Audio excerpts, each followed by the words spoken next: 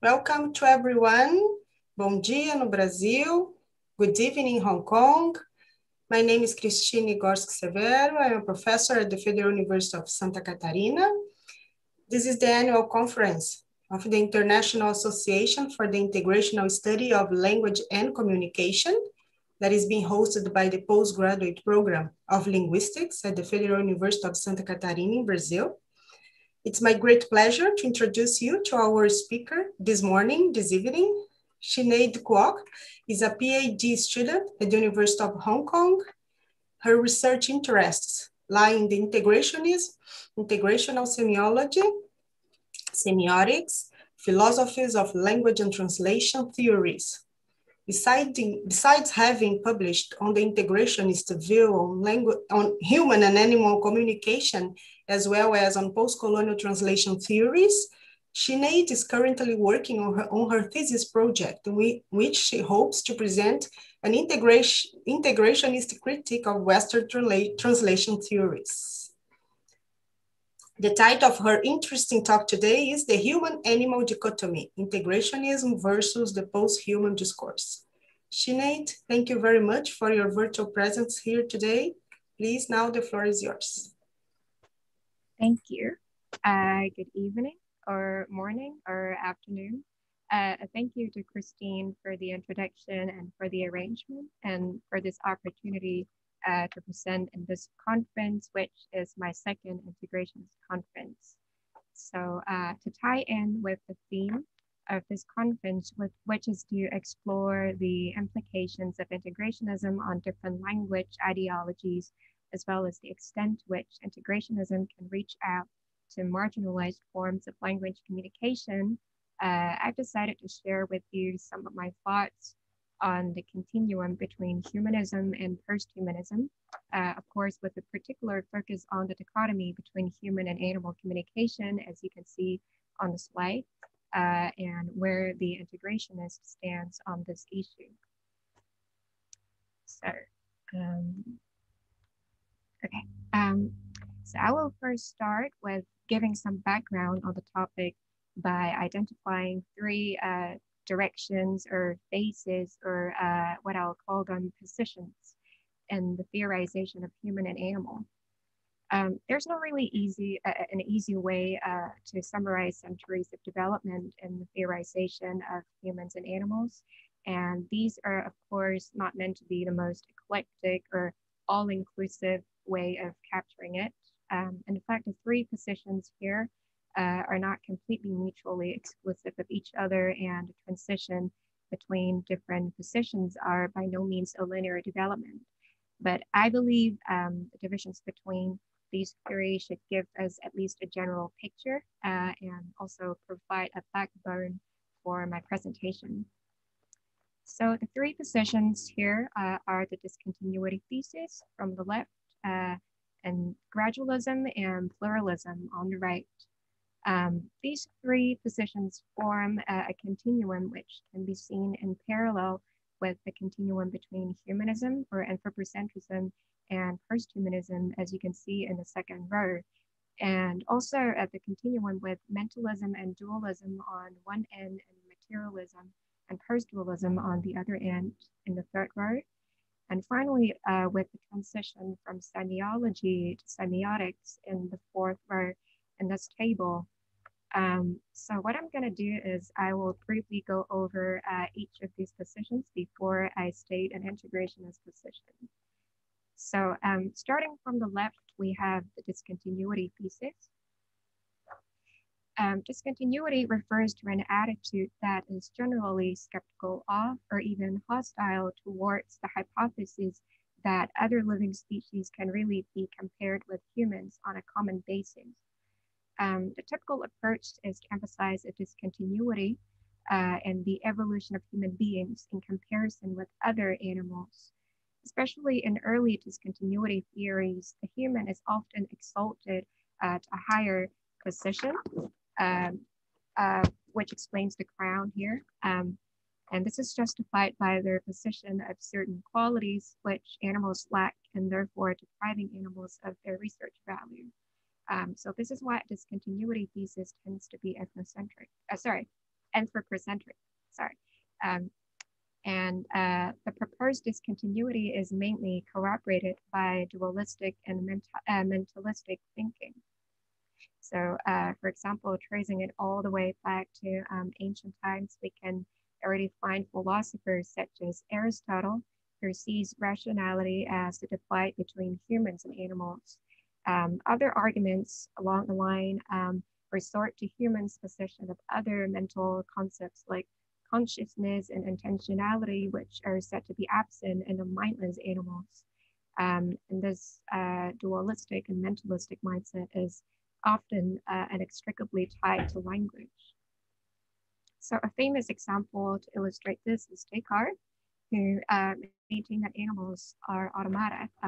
Animals can be compared to machines without a mind, and added that the existence of a mind in humans but not animals is proved by the presence of human language. Indeed, the emphasis on the mind and on mental concepts has been made for centuries and ties in well with early 20th century linguistics, which focuses a lot on symbolicity, as inspired by Saussure and his semiology.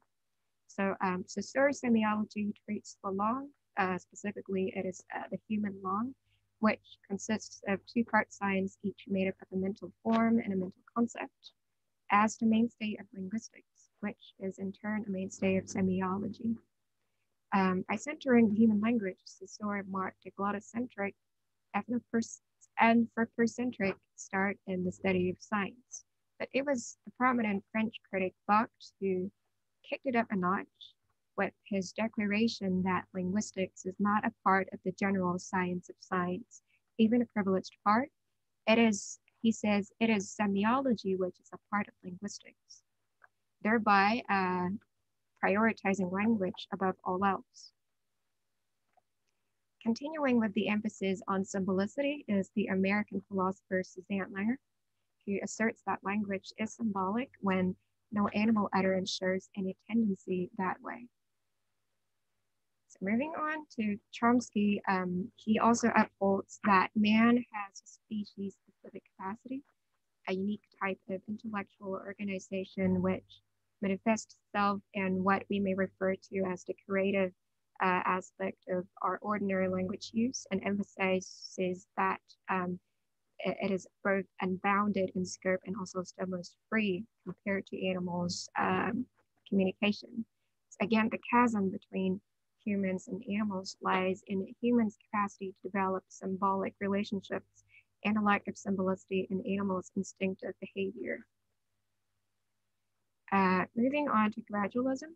Gradualism admits of a continuum between humans and animals in which the humans still occupy the highest position for being the most advanced and developed beings, and in which position after position, the characteristics of the diverse animal, fungi, and plant species are less and less complex and refined. So gradualism can be said to be more anthropomorphic in nature, which involves the gradual assignment of human features to animals. So mental concepts previously claimed to be human exclusive are now conferred upon animals.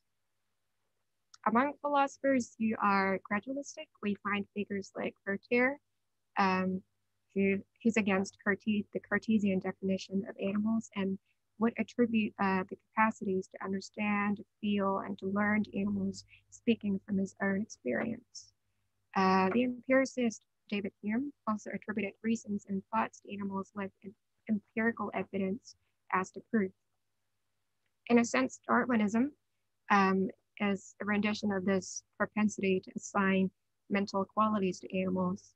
For example, Darwin has argued that one could observe in man the same senses as the lower animals, and consequently his fundamental intuitions must be the same as those of animals.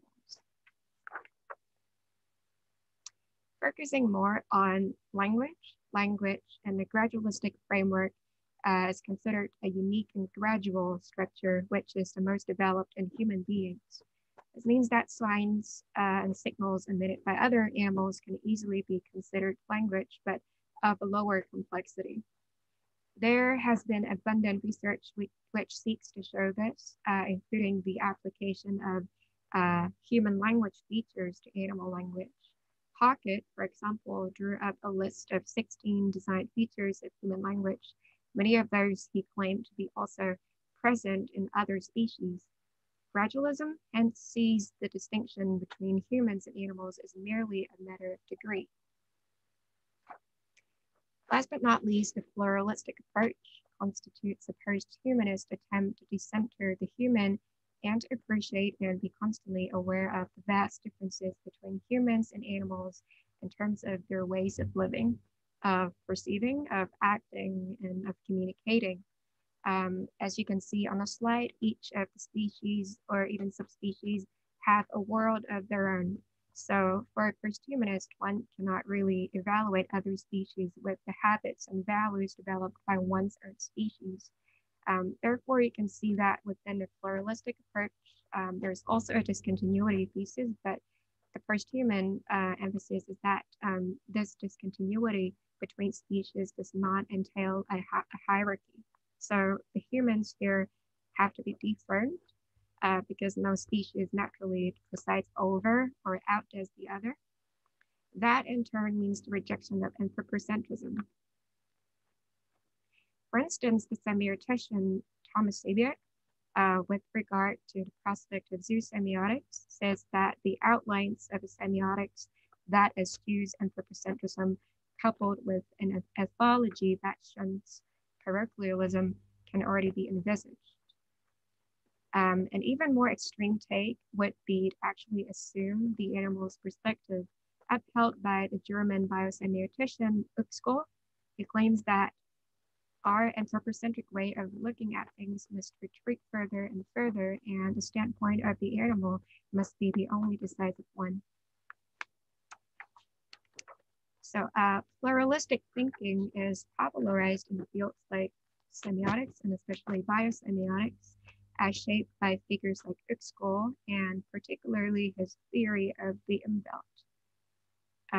The idea of umwelt is embedded in the following quote from Uxkol, which reads, in truth, every free-moving animal is found a specific habitat, and it remains the task of the ecologist to investigate its limits. We do not doubt that a comprehensive world is at hand, spread out before our eyes, from which each animal can carve out a specific habitat.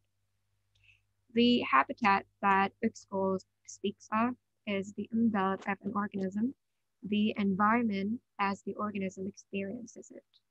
In other words, this environment is a subjective world of that particular organism. The umwelt that the organism experiences includes but is not completely equal to the physical surroundings it resides in. Different neutral things in the physical surroundings come into the umwelt and become meaning carriers in the perspective of the specific organism. An easy example discussed by Uxkol is the umwelt of the sea urchin. So on this slide, you can see two pictures. Uxkol claims that the top picture shows the physical surroundings of the sea urchin, whereas the bottom picture shows its umwelt. And you can see that the cloud, the fish, and the bird, and the physical surroundings, and the top picture all become shadows in the sea urchin's umwelt and the bottom picture. This is because shadows are the only thing that the sea urchin can see. It does not have eyes like ours, like human beings, which can pick up a wider range of light. But this comparatively limited vision is fine for the sea urchin, Uxkol argues, as it does not need more information than mere shadows to survive. In the sea urchin's perspective, it merely has to defend itself by extending its quills indiscriminately towards whatever shadow cast upon it. So it does not need to determine whether or not the shadow is a fish, a bird, or a cloud. One more thing to add about umwelt is that each organism resides within its own, usually species-specific umwelt, and does not have access to other umwelts. As Uxkol says, each umwelt forms a closed unit in itself, which is governed in all its parts by the meaning it has for the subject. This in turn means that humans cannot impose their own perceptions of the world, the ways they form meanings of the world, onto the animals who have their own impenetrable envelopes. So to sum it up, the theory of envelop is purported to be a post-mentalistic, post-dualistic one, which offers the concept of a subjective environment where meaning making takes place amidst the interactions between mental and behavioral, between subjective and objective.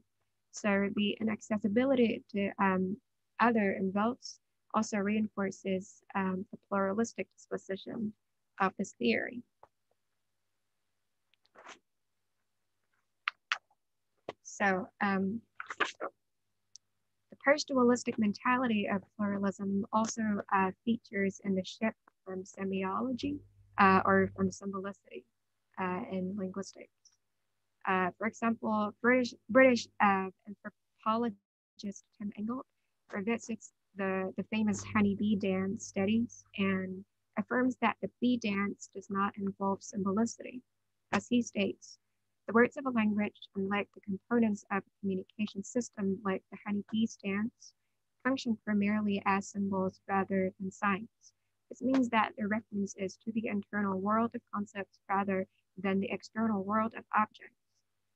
And so he concludes that rather than thinking without communicating, the animal communicates without thinking, so that the signals it transmits correspond to bodily states and not to concepts. The rise of semiotics then comes to fill in the gap when symbolicity is forsaken and when theorists feel uneasy to just rely on a behaviorist basis. The father of semiotics, Peirce, refused to draw a sharp distinction between animal and human sign process. His heir, Charles Morris, also cast his net equally widely. So the semiotic sign is not just purported to be a human sign, it's purported to be the universal sign and a universal explanation for communication. And semiosis is considered the universal phenomenon which operates in the dialectics between subject and object. Semiotics thus marks a departure from the more subjectivist, mentalist, and anthropocentric theories previously mentioned. Common trend in semiotics is to move on from language in a discussion of animal communication. Language is taken by semioticians to be explicit to humans only, but this does not lend more power to human communication. This encourages the semiotic reorientation towards signs and codes, which they regard and most often presuppose as the universal of all communication. For example, Sinead declares that semiosis, independent of form or substance, is seen as a universal criterial property of animate existence. In another comment he's made, he argues that the code underlying any system of animal communication differs crucially from language insofar as the former is simply tantamount to the total repertoire of messages at the disposal of the species, whereas the true language is always imbued by the structural principle that linguists have called double articulation or duality of patterning. It is therefore scientifically inaccurate, as well as even metaphorically highly misleading, to speak of a language of animals. So to Sinead, any talk of language is forbidden in the study of animal communication, but signs and codes remain as crucial semiotic concepts, for he believes that these are universal communicational concepts applicable to all living forms. A manifestation of this anti-language but pro-code thinking is promoted by Gregory Bateson, another English anthropologist. In his study of cetacean communication and especially dolphin communication, Bateson claims that the point is not either to discover that dolphins have complex language or to teach them English, but to close gaps in our theoretical knowledge of communication by studying a system that, whether rudimentary or complex, is almost certainly of a totally unfamiliar kind. He therefore does not believe that dolphins have a language.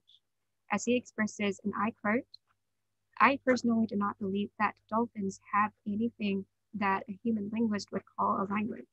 I do not think that any animal without hands would be stupid enough to arrive at so outlandish a mode of communication. Bateson's substitute for a dolphin language is a dolphin code. According to him, dolphins do employ a non-language digital code to communicate about relationships, but it's totally wrong to speak of it as a language. So now we turn to the exciting part, which is the integrationist take on this whole debate. So here I'd like to start out by saying that it is only fair that the integrationists at least set out to be a form of humanism or anthropocentrism. Founder of integrationism, Roy Harris himself, has stated that integrationism is the form of humanism in the Sartrean sense, here referring to the French philosopher Sartre. Sartre himself says, "It is I myself in every case who have to interpret the signs." Integrationists, who put much emphasis on the exclusively personal aspect of the site-making process and communication, are in agreement with Sartre in this respect. To say that integrationism is a form of humanism in a Sartrean sense is to claim that integrationism is a form of existential humanism. To be human is to exist, and there's no more basic human existence than communication, process in which individual persons integrate different human activities via the creative making of signs for which they're solely responsible. However, integrationism as humanism or anthropocentrism does not align with the many anthropocentric theories, including discontinuity theories and gradualist theories that I have talked about in this presentation. The point is that both discontinuity and gradualist theories propose an essentialist picture of human by identifying exclusively human features, including mental abilities like thinking, learning, and feeling, and also the exercising of certain inborn linguistic abilities in a Chomskyan manner, or the possession of a language system in a Saussurean sense. This comes into sharp contrast in the with the integrationists' rejection of an essentialist, nominalist form of humanism. Instead, the central human view that an integrationist embraces starts with a self-understanding rather than an essentialistic picture of man, as Pablo says here in this quote. Hence, an integrationist humanism does not need a verbalist definition of the essence of human to legitimize a general human category separated from animals. Nor would an integrationist conclude from his or her personal experience with language an ontological existence of a language faculty or a language system into which all humans are born. In this sense, integrationism is no language ontology, and integrationist humanism does not rely on a language ontology either. So if the human in integrationist humanism cannot be human in an essentialist sense, then what can it be? I proclaimed in my paper that the integrational human is a personalist human. To Harris, personal experience is the only terra firma on which anyone can possibly develop any understanding of language and communication. As he states, the language-bound theorist, like the earth-bound Archimedes, has nowhere else to stand but where he does. He has ultimately no leverage to bring to bear on understanding language other than such leverage as can be exerted from the terra firma of his own linguistic experience. Inferred from this quote, different individuals have vastly different personal experience of the world, of communicational experience, linguistic experience, and these create different views of human. The human is always a personal human, but not an essentialistic human. And therefore, an integrational form of humanism based on personal experience distinguishes the integrationist form from the post-humanist. With particular reference to Uxkol and his umbrella theory, the integrationist may at the outset agree with his theory of the umbrella and should be agreeable to the idea of subjective worlds. As Harry states, the three parameters of communication are perimeters of human communication. So these three human perimeters, which are personal perspectives on their own, should form a unique perceptive communicational world for the human individual. But I guess in Erxgel's case, since he seeks after a biosemiotic application of his theory of Umwelt, he has to eventually take up a seemingly disinterested, depersonalized, and an observer's point of view. And the delineation of different Umwelts may be based on different species and how semiosis takes place in other Umwelts. This means that at some point, Erxgel himself, or the biosemiotician, has to pretend to be speaking outside the human Umwelt. Referring back to the sea urchin case, any description of its Umwelt has to be allegedly untainted by any human interpretation. Erxgel has tried to present the sea urchin's Umwelt as non-humanly as possible by modifying his shadow analogy and suggesting that since the sea urchin does not even have the concept of a visual space, a more fitting statement would be that the fish, bird, and the cloud and the physical surroundings do not even cast a shadow in the sea urchin's Umwelt, but are more of a tactile meaning for the sea urchin, resembling, as he says, the soft passing of a ball of cotton over the light-sensitive skin. The integrationist would, however, stop short at this step, arguing that this modified statement of the sea urchin's Umwelt is no less personal, it's no less human than the previous one about shadows. The integrationist Umwelt theory, if there is ever one, may then look something more like this, which should be pretty self-explanatory. So, also departing from semioticians like Sebia, the integrationist does not support any pursuit of a transcendental definition of communication, which encompasses all humans and animals. The move away from language, the sign, and the code in the explanation of all kinds of communication, human or non-human, is just as humanistic as centering around human language or human sign in the explanation of communication. Disallowing any talk of language, but still staying close to a code-based and telementational explanation of non-human communication is basically being anthropocentric while also being dangerously unaware of it. Establishing codes and developing such a telementational vision of communication are in themselves very human things. Perhaps the post-humanist denial of any traces of humanistic or anthropocentric thinking has stemmed from the association of humanism with ethnocentrism.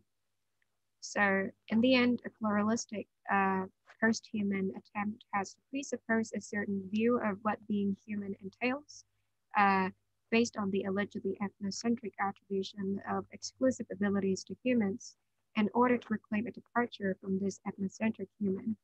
So this is already to draw a certain line between humans and animals coming from an approach, a pluralistic approach, which purports to subvert pre-drawn distinctions between humans and animals. Defending integrationism against post-humans allegation about humanism being ethnocentric, I'd say that the integrationist does not see humanism to be essentially ethnocentric, at least for the integrationist form of humanism. This is once again explained by the personalistic spin of integrational humanism.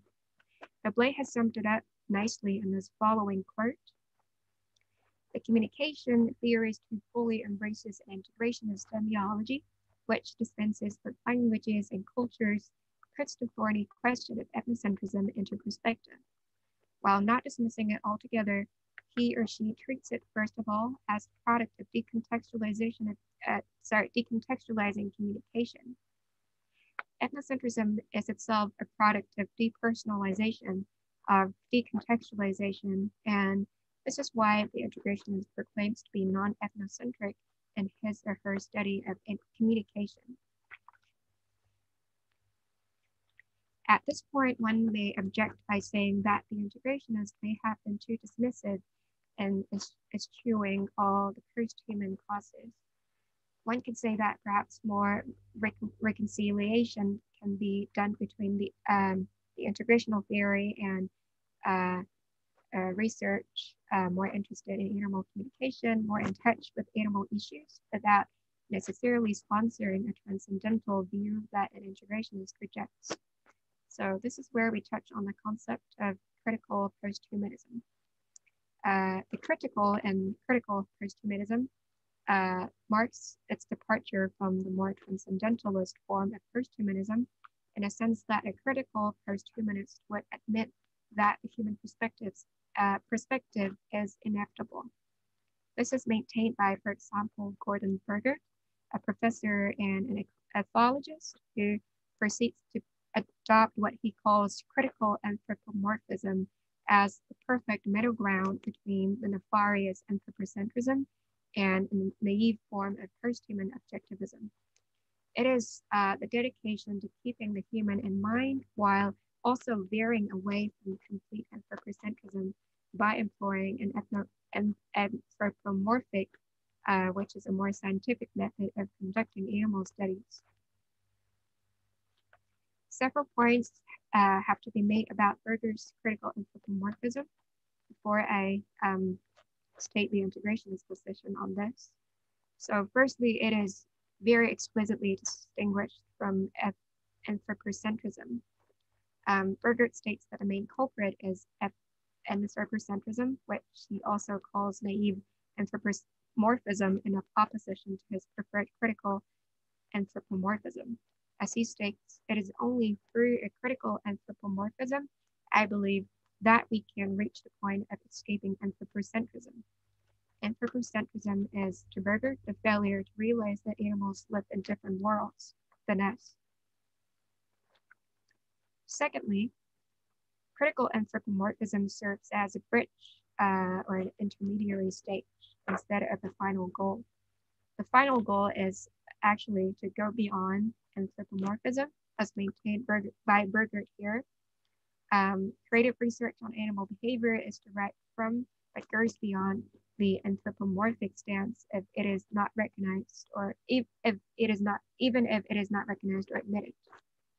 In fact, Berger proposes that critical anthropomorphism is our best way to gather evidence that mental states and processes in animals do exist independently of our observational and operational procedures. So here we see a slippery slope back to the more transcendentalist form of posthumanism. Thirdly, Berger's critical anthropomorphism is considered to be a heuristic method applied to serve scientific aims. More specifically, to apply this heuristic method is to build on the assumption that animals have private experiences in order to formulate research agendas that result in publicly verifiable data that move our understanding of behavior forward.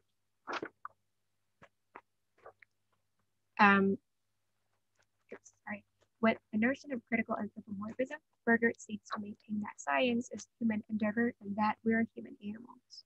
In other words, he opts for critical anthropomorphism for its scientific value. Berger's critical anthropomorphism is in line with theories like biocentric anthropomorphism endorsed by Mark Beckhoff, an American ethologist. In a similar vein, Beckhoff also argues for anthropomorphism from a scientific point of view. He says, and I quote, "Anthropomorphism allows other animals' behavior and emotions to be accessible to us." Beckhoff argues for a biocentric anthropomorphism, which he believes is compatible with science. Based on these 3 points I mentioned, integrationists expect to differ from Berger's and from Beckhoff's anthropomorphic stances. This is because the integrationist does not see the need to draw a line between anthropocentrism and anthropomorphism by scandalizing the former and glorifying the latter. There's no such thing as complete or incomplete anthropocentrism or naive or critical anthropomorphism. Admitting to the impossibility of detaching oneself from one's own personal perspective is not really a matter of degree, or rather, assume a humanist or anthropocentric stance is to take a full humanist position. There can be no evaluating of how an individual's perspective is more or less personal or human. There can be no and therefore integrating more of others' activities does not reduce integrating and integrate itself and make one's integration any less personal in nature. To integrationists, there is no moving onward beyond our personal, our human perspective. There's no next stage where we can finally transcend our personal history and become others. Finally, to concede to being restricted in a personal perspective is not a choice made to achieve scientific aims. This is not to say that being honest about one's own personal interpretation and the study of non-humans is not a scientific research at all, but the indelibility of the personal itself is not a choice, let alone a scientific choice. So in conclusion, I'm going to address my initial question, which concerns the final placing of integrationism under one of these three categories of discontinuity, gradualism, and pluralism. So in the end, after critiquing all the discontinuity and gradualist and pluralistic theories of communication and presenting integrationism as a personalist form of humanism, I'd say that integrationism may not have to be and cannot really be fixed under any of these categories of communication theories. In fact, one may be able to fit integrationism into all three of them.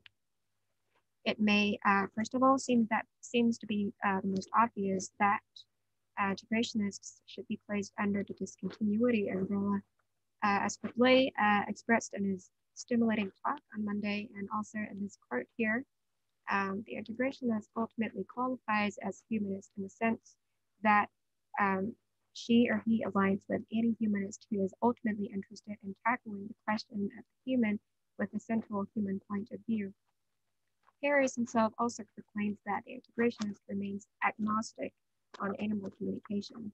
As he says, and I quote, "It is not part of the integrationist agenda to try to specify what forms of communication only human beings can engage in order to identify what forms of communication human beings share with other species.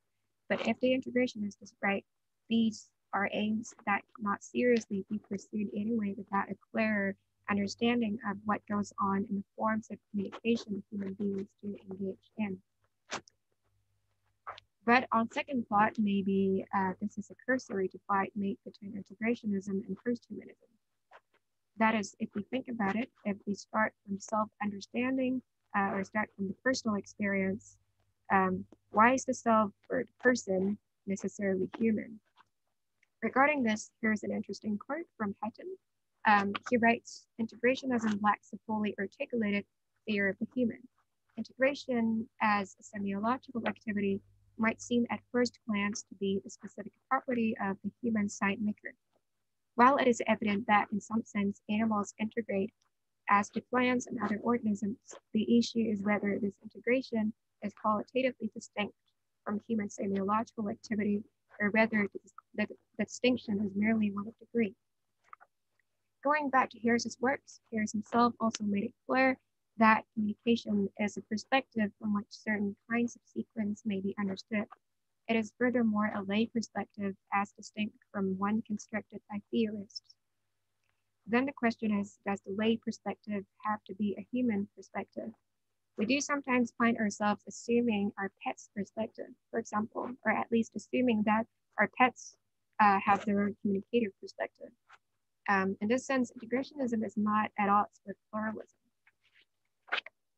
Furthermore, the integrationist has never forbidden any theorization of animal communication. But according to the integrational theory, any such theorization must be gradualistic.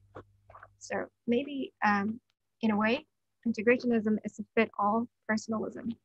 Or maybe it is exactly because integrationism is personalistic that an integrationist does not have to fix his or her place in the discontinuity to pluralism continuum. And in a way, integrationism cannot really be fixated on the more traditional scale that runs from anthropocentrism to post-humanism, where the former is more or less based on ideological ethnocentric concepts, and where the latter is mainly just an ideological refutation of post-ethnocentrism. In integrationist terms, it all boils down to the non-ideological, non-ethnocentric personal experience, which overrides all these categories and permeates all our understanding of ourselves and of animals, whether we take a discontinuity stance, a gradualist stance, or a pluralist stance. Rather, our relationships with animals shift between these stances depending on contextualized personal needs. So is it the end of the story? I'd say on a more optimistic note, an integrational approach to animal communication, if there is to be one, marks an intellectually honest beginning of any such investigation. Harris, in a rather dated yet stimulating piece he wrote about monkey communication, faintly hints at the prospect of the study of primate science that is favorable to integrationist thinking. He says that we have to compare monkey sight making with our own sight making in order to come up with descriptions of how monkeys make signs and meaning. And that, as I quote here, the way to make better descriptions of what monkey signals mean is not to obfuscate the process by attributing your assignments to the monkey. The way to improve descriptive semantics based on the method of external comparisons, that is comparisons between humans and monkeys, is to recognize explicitly the comparative basis of the description and try to make the comparison sharper. By highlighting instead of trying to efface the personal, integrationism may provide a more intellectually honest explanation of how animals communicate. Finally, allow me to end this presentation by boldly quoting myself. So integrationist personalism, I'd say, far from being an obstructive opinion which overvalues humans or a pessimistic dead end, provides an earthly and authentic awareness of what we're doing and what we can do in the field of human and animal communication. So these are my references, and I'm going to end my talk here. Thank you very much for listening till the very end, and I'm sorry about overrunning. Thanks a lot.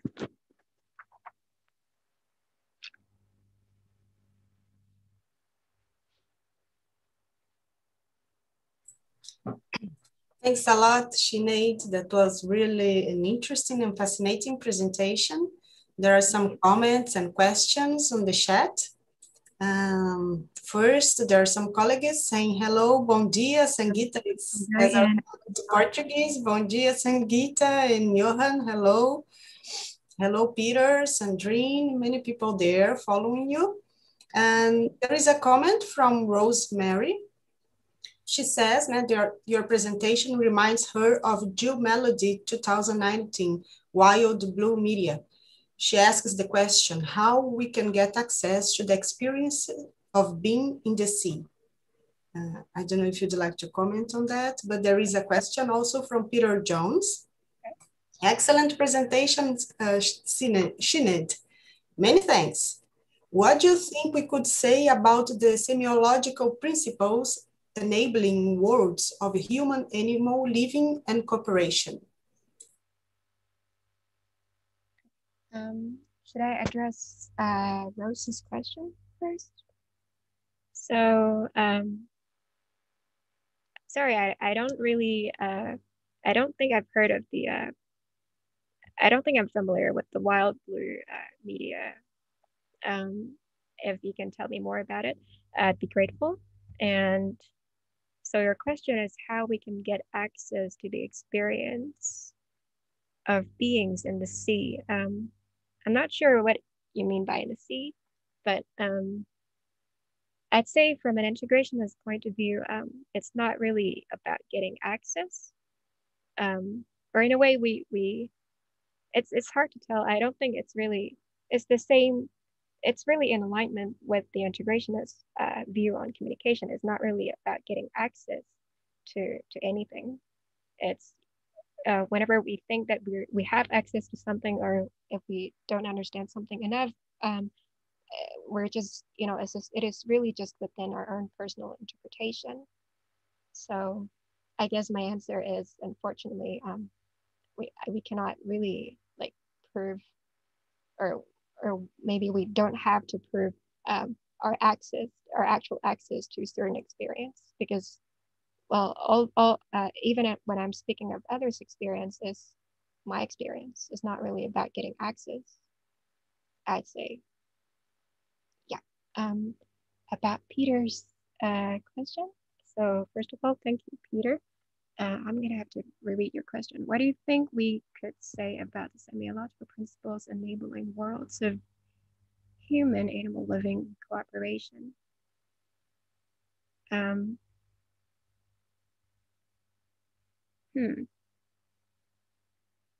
So by semiological principles, maybe I take it that you mean the integrationist semiological principle.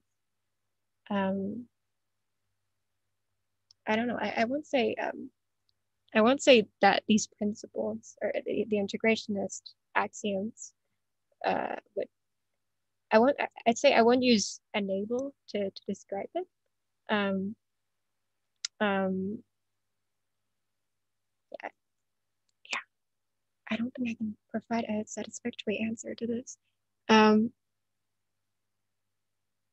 I don't think anything about our human-animal relationship, how we negotiate our existence, have to be enabled by semiological principles. Can be explained, but in a sense, I don't think they have to be enabled, or they can be enabled. Yes, maybe if you have more to say about that, I'd love to hear. And yes, are there any other questions? Thanks, Sinead. Johan brings a comment and a question. As integration is our mode of knowing and relating to the world, the animal, as it appears to us, is already the result of a personal integration. Isn't it fatally solipsist, or else silently realist? I think he means as in integrationism. Yeah, fatally solipsist, or else silently realist. Okay. Well, I don't really know what you mean by silently realist, but I'd say integrationism is not solipsism. It's not like integrationism, because, well, in my understanding, solipsism is, I don't know, a theory, a thinking that only seeks to explain what happens, like what happens with that one single person, like without even talking about interactions between others. And yeah, in a way, I don't think integrationism is really just, a polar opposite of any theories that emphasize more, more on the dialectics between self and the other. But then I'd say that the integrationist, by claiming to be a personalist, is really emphasizing the starting point. So everything just in the end boils down to personal experience. So in this way, I don't think it's a solipsism, because I don't think it just, integrationism just seeks to be a theory of communication, of self-communication only. I'm not very sure about silent realism, if you'd like to define it for me. Maybe we should move on to the next question first. I'm sorry about not being able to understand your question completely. That's okay, Sinead. That's really okay. No problem at all. And Ruyu Yan, he says, hi, hello, Sinead. Great presentation. What do you think the contribution of self-understanding to the self-other relationship in human communication? What do I think about the contribution of self-understanding to self-other relationship in communication? I think that one thing, I think the integrationist point is that what you cannot, so I think like integrationism is sort of opposing many other more dialectically themed theories.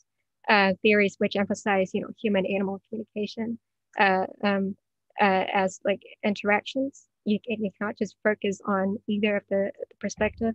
I think the main integrationist argument against those theories is that they're really starting from the self-other interaction first. So they start from a more social perspective, and then they go back to personal. They're trying to explain the social. They're trying to explain the personal by the social, and I'd say that the integrationist does it the other way around. So I'd say that the integrationist, very generally speaking, would say that what we can say about self-other relationship, we really just stems from what we can say about self-understanding, but in a non-solipsistic way.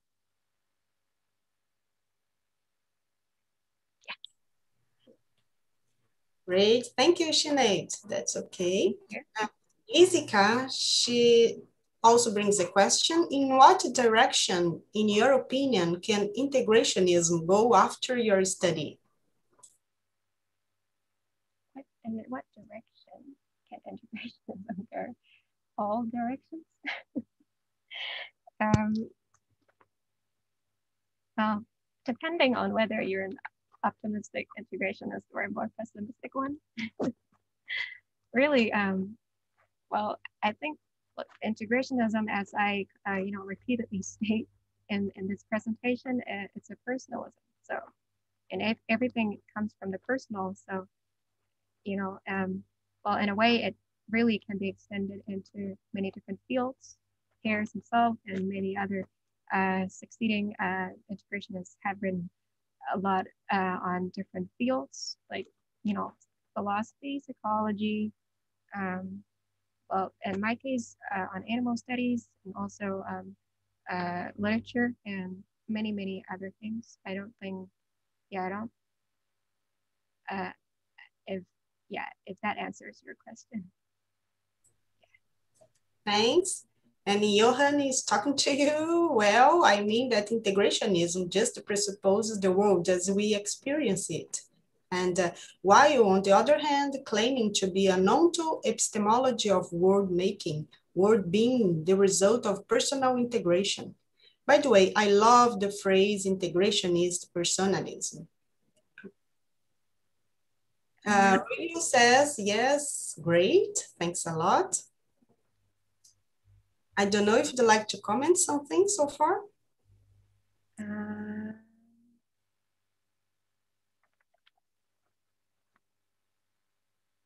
still digesting Johan's comment. I think it's meant to be a definition of what he means by silent realism. I don't have any at the moment. On the other hand.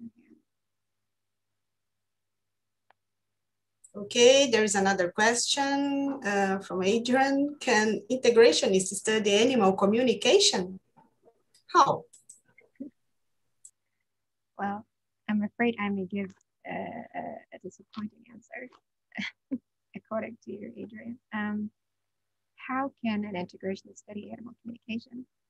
Well, I'd say, tying in with what I said in the last few slides, I think integrationism could be good as a starting point, but I don't think integrationism, really provides a solid methodology, procedures for studying animal communication, but it's more, it can be a matter of reflection on what we're doing in our studies of animal.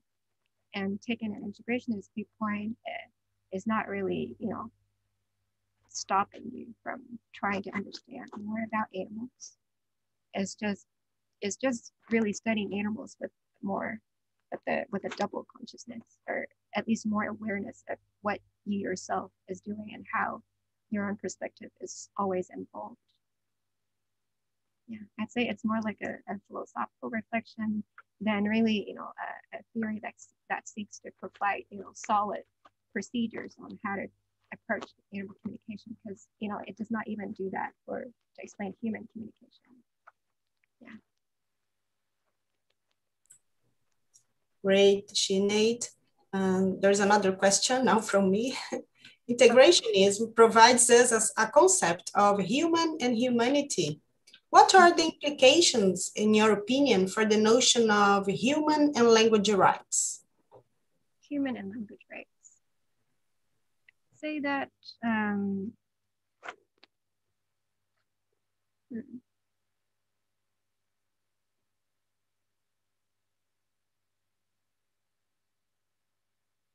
sorry. I'd say that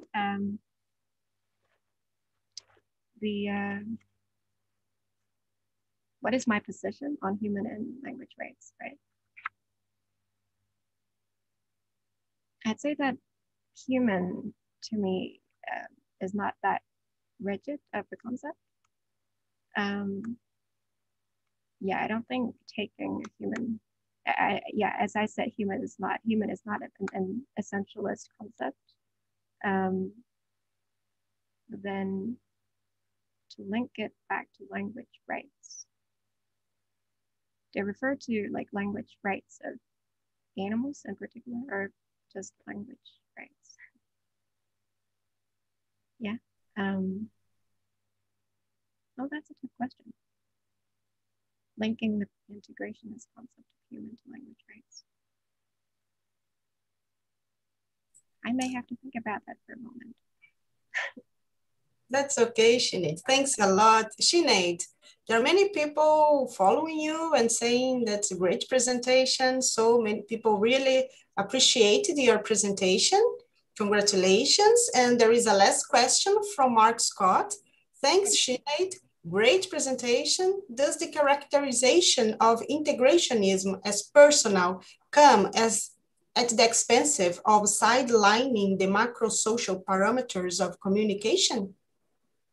Thank you, Mark. I don't think that's the case, at least for me. I'd say it's really emphasizing the personal is not really trying to sideline or trying to emphasize any particular parameter. I think all three parameters, including the biomechanical, microsocial, and circumstantial, they all come together in the personal perspective. So what we talk about as macrosocial is within a personal perspective, if you really boil it down. Yeah, so my answer is no, according to me. Sinead, another question is just appearing here from our colleague Sibusiso Cliff. What about integrationists and machines, tools and material things? Where do they fall? That's an interesting thing to put integrationists and machines together. Well, I'd say, so I think you want to ask for an integrationist view on machines, tools, and material things. Integrationists would say that machines wouldn't adopt post-human like in a sense that I described in my presentation. Integrationism wouldn't adopt the post-human mindset about machines communicating or I don't know, the tools like my phone having this consciousness or having a mind, having my extended mind, and I don't think the integrationists would buy into any of that. Yeah, in a way, but then I'd say it really boils down to a personal experience, which may, of course, sometimes include putting yourself into the perspective of a machine, of an object, but that does not say, really attribute any, consciousness or any proof of machine communication or of anything of that sort. So I don't think, really by trying to, posit this integrationist personalism, really, I don't think it has to be entangled with the more metaphysical concepts. Thanks a lot. Many thanks, Sinead, for your presentation, and congratulations for your PhD. Would you like to share some final words before we conclude the presentation? Okay, so first of all, Christine, I'm sorry for not being able to answer a question. I may answer it maybe via email later. But then, yeah, thank you very much for coming to my talk. I'm, well, not at all an expert in any of the fields that my presentation has covered. So I'm sorry about, not knowing, being more informed about certain concepts. Yeah, in the end, I just want to say the reason why I started out working on this topic is that integrationism to me is a very, it's a therapeutic way of thinking. Like really, I think integrationism in a way can explain everything. So when it comes to animal communication, when I first really studied on the more anthropocentric stance of hairs, really this question kept coming to me that like if is an integrationist simply just like not wanting to have anything to do with animals. So that's what bothered me, and I hope that my presentation at least contributes a bit to developing my own stance on this issue, but it's still a working project. So yeah, thank you very much for coming. Thank you.